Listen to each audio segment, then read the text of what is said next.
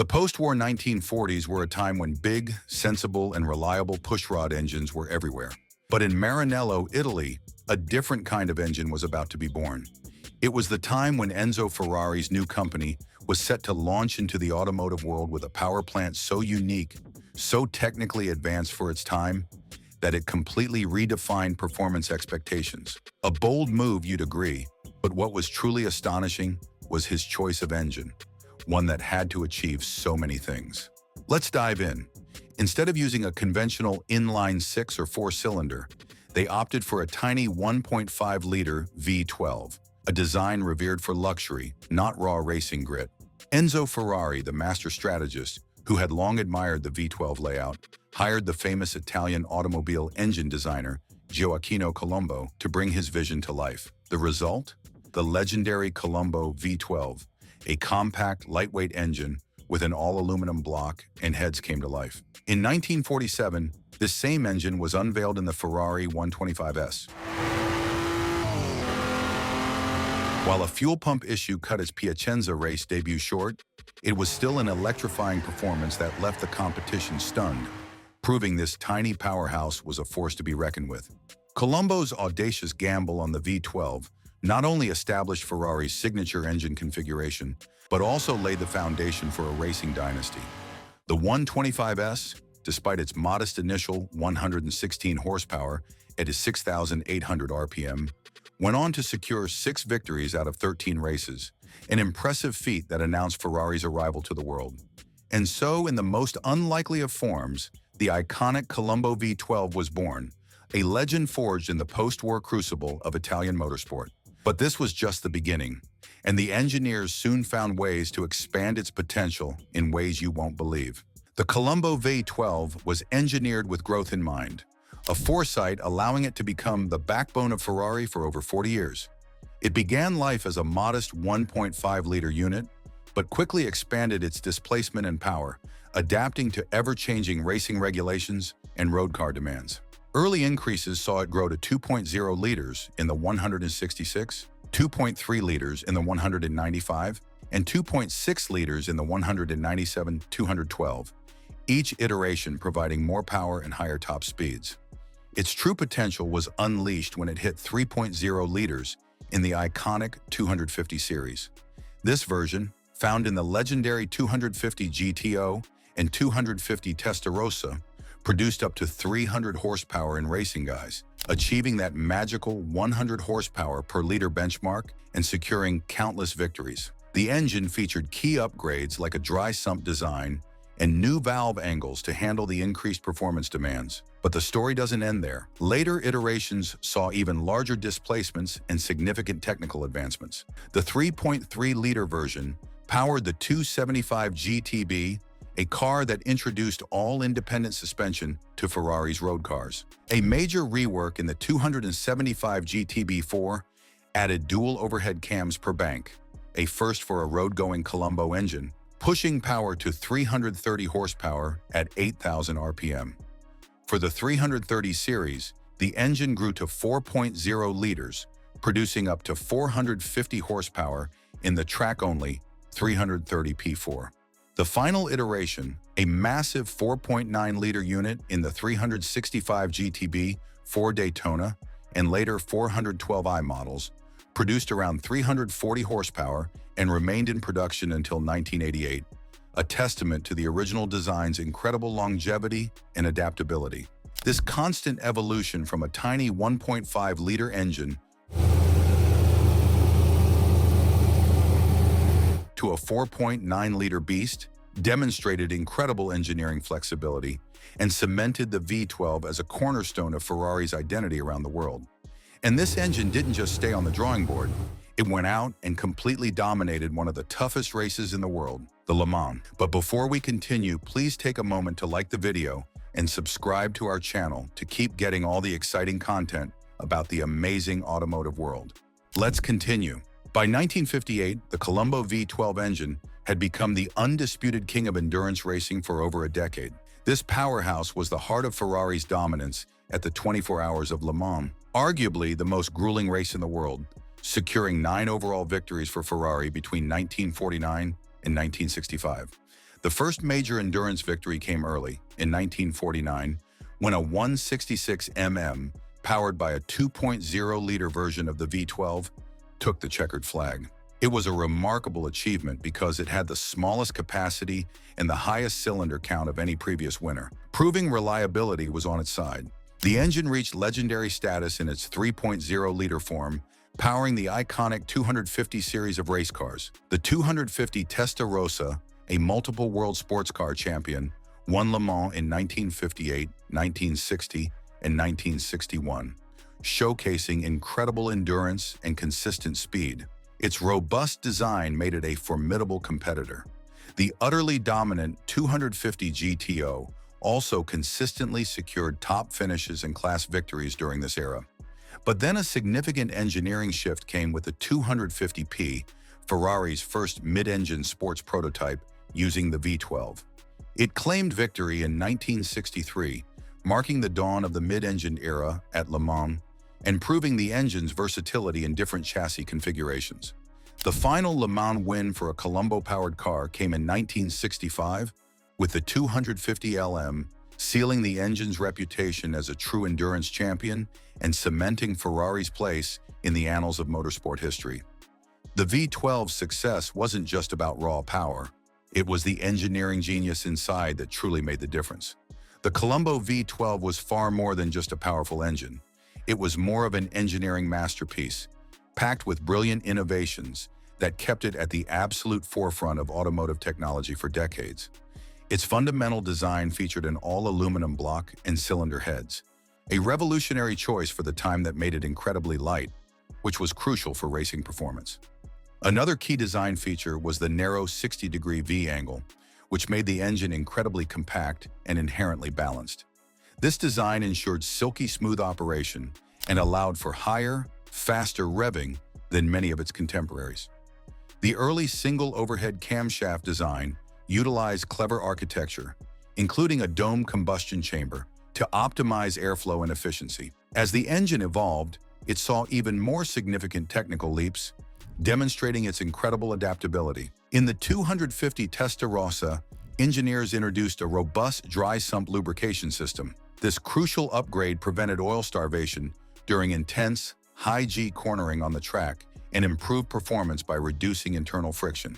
But perhaps the most significant innovation for a production Colombo engine was the introduction of dual overhead camshafts in the 275 GTB4 in 1966. This major rework allowed for more precise valve control, better high-end power delivery, and a narrower valve angle for more compact heads, pushing performance to new heights. The engine also featured a forged steel crankshaft, ensuring immense strength and reliability, a critical factor in its longevity in both racing and road applications. And it was this continuous cycle of innovation that really made the Colombo V12 so special, and that same engineering prowess and race-winning heart also found a home in some of the most iconic and beautiful road cars ever built. The Colombo V12 was the heartbeat within some of the most beautiful and desirable road cars ever built, cementing Ferrari's reputation for crafting the ultimate grand tours and sports cars. These machines were not just about luxury, they offered you a genuine racing pedigree for the open road. The 250 GT series became the definitive Ferrari of its era. Models like the 250 GT Lusso and the highly sought-after 250 GT California Spider established a benchmark for style and performance. The engine's compact size and smooth power delivery made these cars a joy to drive over long distances. The 250 GTO, while a homologation special, remains the pinnacle of this lineage. A road-legal racer that is now the world's most valuable classic car. As regulations and customer demands shifted, the V12 grew, finding a home in the 275 and 330 series.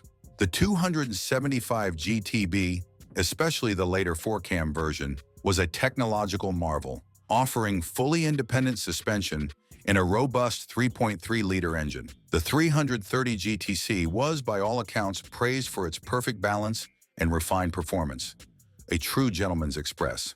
Then came the mighty 365 GTB4, universally known as the Daytona. This was a car designed to conquer continents at speed.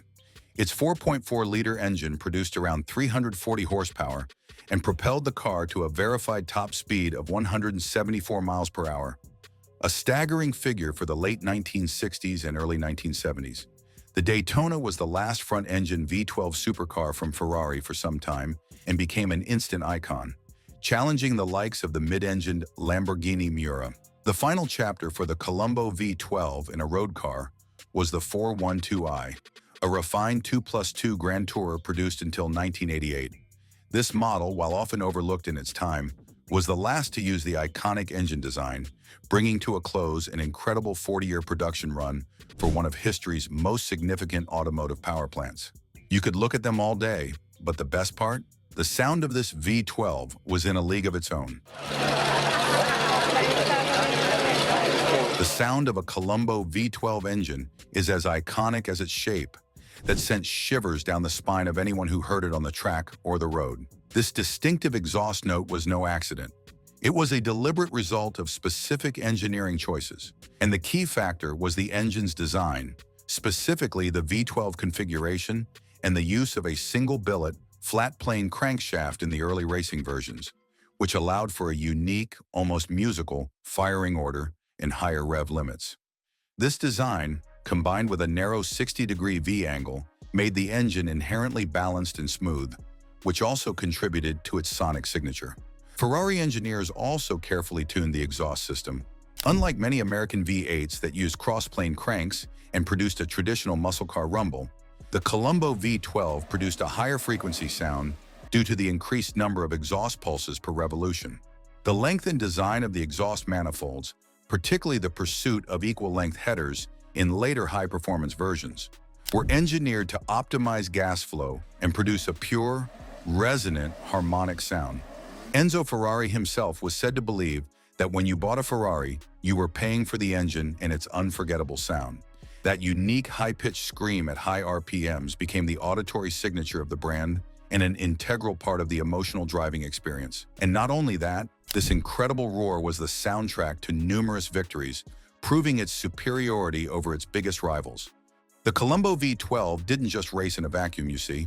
It went head-to-head with some formidable competition from other legendary manufacturers and consistently came out on top. And its success is truly measured by how consistently it outperformed its rivals.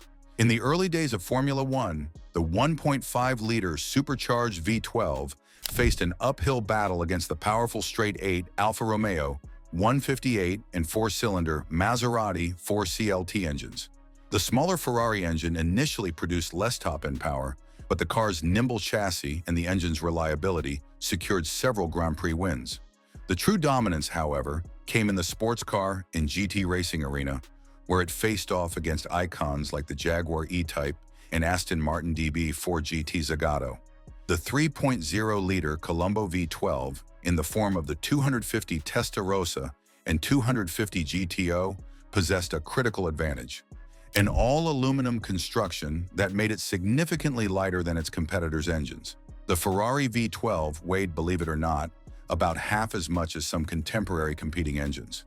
This superior power-to-weight ratio, combined with the V12's inherent balance and high-revving nature, gave Ferrari the edge in endurance races and on twisty GT circuits.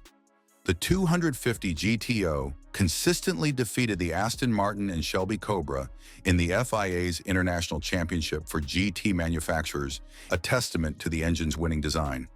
The Colombo V12 was a masterpiece of engineering that consistently proved its mettle against the best the world had to offer. The engine's adaptability to regulations was key to these victories, which proved that its engineering could handle any rule changes thrown its way. Because the racing regulations, you might not realize, were far from static, and the Colombo V12's incredibly long life was partly due to its evolve in direct response to changing rules. The engine's initial design was heavily influenced by the new 1.5-liter capacity limit for supercharged Formula One cars. Ferrari's V12, while compact, initially struggled against more powerful rivals like the Alfa Romeo straight-8, leading Ferrari to briefly switch to a larger, naturally aspirated V12 designed by Aurelio Lampredi for their F1 efforts. However, the regulations for sports car and GT racing were different, And this is where the Colombo engine found its true calling. The flexibility of its design, particularly the generous bore spacing, allowed engineers to repeatedly increase the displacement from 1.5 liters up to nearly 5.0 liters over the years. When the FIA implemented a 3.0-liter engine limit for the World Sports Car Championship in 1958, it perfectly suited the existing 250 series V12. This regulation change effectively hobbled competitors who were using much larger engines and cemented Ferrari's dominance in the late 1950s and early 1960s. Later rule changes, such as the push for fuel injection for road cars to meet stringent U.S. emission standards in the late 1970s, saw the carbureted Colombo engine in the 400 GT updated to the fuel-injected 400 Urani. This adaptation demonstrated the engine's inherent design flexibility, a crucial factor in its 4-decade lifespan and its continued relevance in both racing and production vehicles. The V12 was a master of adaptation, a testament to its original, brilliant engineering. But its influence wasn't just in racing or on the road. This engine became a true global superstar, even making its way to the big screen. The legacy of the Colombo V12 extended far beyond the racetrack in the open road, weaving its way into the broader tapestry of pop culture. Its association with speed, luxury, and Italian flair made it a natural fit for Hollywood and beyond, a story you might not have heard. Perhaps its most famous film appearance was in the classic 1976 movie Gumball Rally, where a Ferrari Daytona plays a starring role. Its V12 sound providing a thrilling soundtrack to the cross-country race. The car's visual appeal and speed solidified the Ferrari image for a global audience. An even more niche appearance came in the experimental science fiction film Electroma by the electronic music duo Daft Punk, featuring a black Ferrari 400i, which added a layer of cool, understated style to the film's existential themes. On television, a replica Daytona famously featured in the early seasons of Miami Vice, becoming an iconic symbol of 1980s excess and style before being replaced by a genuine Testarossa. These appearances put the cars and their magnificent engines in front of millions of people who might never have seen one in person, making the V12 a household name and a shorthand for the good life, if you will. In the world of collectible models and art, the V12-powered machines are the stars. The 250 GTO, the 250 Testarossa, and the Daytona are consistently among the most popular and valuable die-cast models, paintings, and posters, ensuring that the visual and engineering legacy of the Colombo V12 endures for generations of enthusiasts. It truly was an engine that transcended the automotive world. Well, as you know, all good things must come to an end, however, and even this legend eventually had to bow out to a new era of technology. The sun finally set on the illustrious Colombo V12 in 1988 after an incredible run of over 40 years. And its demise wasn't a sudden event, but more of a gradual phasing out driven by evolving technology, changing consumer demands, and stringent emissions regulations that the long-serving design struggled to meet. By the late 1970s, Ferrari had already begun exploring new engine configurations for its flagship supercars. The introduction of the Berlinetta Boxer in 1973 signaled this shift, using a mid-mounted flat 12 engine, a 180-degree V12 that offered better weight distribution and a lower center of gravity, crucial for high-performance handling. This flat 12 design continued in the iconic Testarossa, effectively replacing the front-engine V12 as the brand's top-tier performance engine. While the flat 12 dominated the supercar world, the Colombo engine soldiered on in the more sedate 2+2 Grand Tours, like the 400i and the final 412i. The latter models, produced until 1988, featured Bosch Cage-Atronic fuel injection to meet evolving emission standards, showing the engine's adaptability, but also highlighting the limits of the original 1947 design in a modern world. The final nail in the coffin came in 1992, when Ferrari introduced an entirely new 65-degree V12 engine in the 456 GT. And this new engine was a clean-sheet design, built with modern manufacturing techniques, advanced materials, and more efficient valve train technology to meet the demands of the 1990s. The venerable Colombo V12, the engine that built the brand and made racing history, had simply reached the end of its formidable life. So what do you think of this V12 masterpiece? Let us know your thoughts in the comments section below. And if you enjoyed this look into one of history's most unique power plants, Hit that like button and subscribe for more incredible automotive stories. Thanks for watching.